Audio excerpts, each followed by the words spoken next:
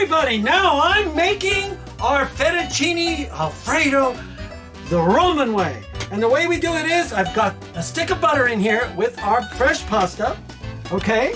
And I'm going to throw in Parmesan cheese like this, and we're going to mix it all together like this on slow heat so everything melts together. You want it all melting together. I'm using shaved, you can use grated. I'm using shaved, it's all melting very nicely. Look at this, absolutely. It needs more cheese, so we give it more cheese. Look at this, absolutely. It needs more cheese, so we give it more cheese.